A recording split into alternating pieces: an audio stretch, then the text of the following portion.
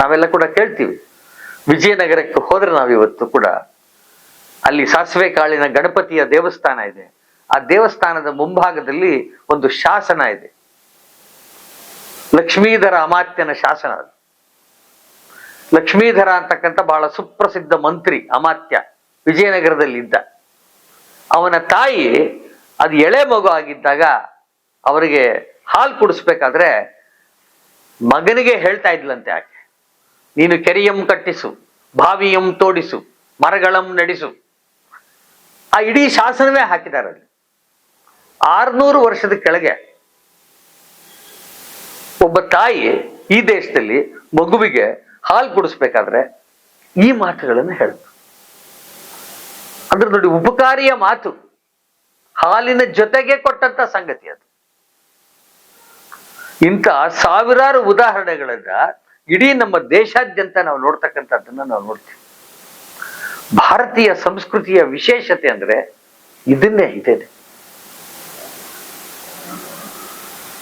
ಇಡೀ ಜಗತ್ತಿಗೆ ಉಪಕಾರಿಯಾಗಿದ್ದು ಭಾರತವೇ. ಆ ಕಾರಣದಿಂದಲೇನೆ ಭಾರತೀಯ ಸಂಸ್ಕೃತಿಗೆ ಒಂದು ವಿಶೇಷತೆ ಇದೆ. ಆ ವಿಶೇಷತೆ ಅಂದ್ರೆ ಇದು ನಾವ್ ಹೇಳ್ತಿರ್ತಕ್ಕಂಥದ್ದಲ್ಲ.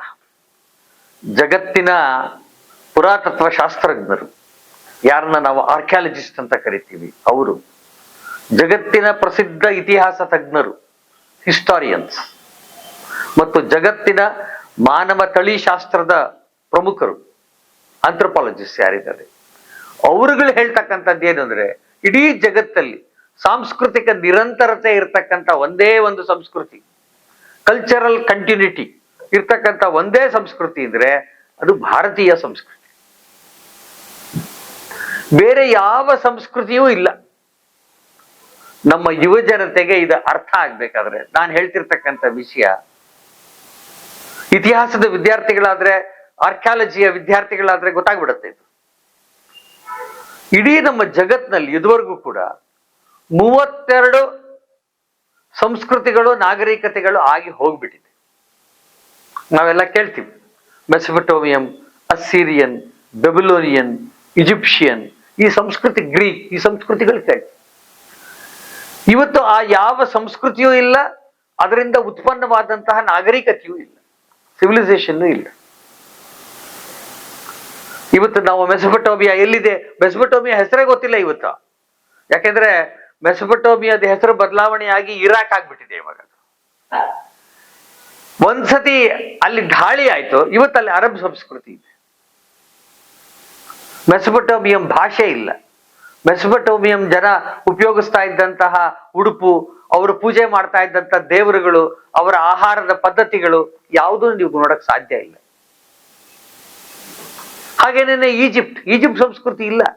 ದಾಳಿ ಆದ್ಮೇಲೆ ಅಲ್ಲಿ ಇದಿರ್ತಕ್ಕಂಥದ್ದು ಅರಬ್ ಸಂಸ್ಕೃತಿ, ಅದು ನಾಶ ಆಯ್ತು.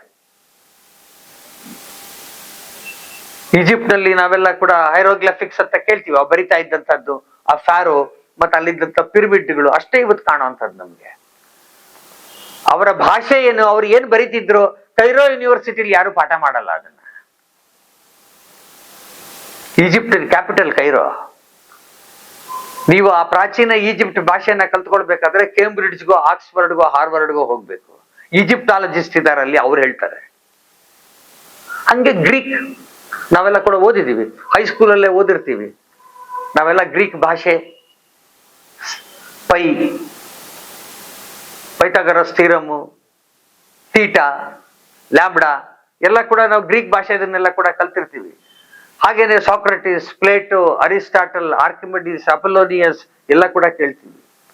ದೇವತೆಗಳನ್ನು ಕೇಳ್ತೀವಿ, ಅದು ಡಯಾನಾ ಇರ್ಬೋದು, ಇನ್ನೊಂದಿರ್ಬೋದು, ಎಲ್ಲಾನು ಕೂಡ. ಆದ್ರೆ ಇವತ್ತು ಆ ಯಾವ ಕುರುಹುಗಳು ಕೂಡ ಇಲ್ಲ, ಎಲ್ಲ ಭಗ್ನಾವಶೇಷಗಳು ಗ್ರೀಕ್ನಲ್ಲಿ. ಗ್ರೀಕ್ ಮೇಲೆ ದಾಳಿ ಆಯ್ತು, ಅದು ಒಂದು ಯುರೋಪಿಯನ್ ಸಂಸ್ಕೃತಿಯಾಗಿ ಬದಲಾವಣೆ ಆಯ್ತು.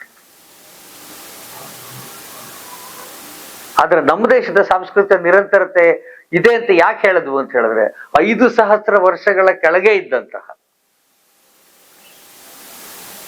ಎಲ್ಲ ಸಂಗತಿಗಳು ಇವತ್ತು ಇದೆ.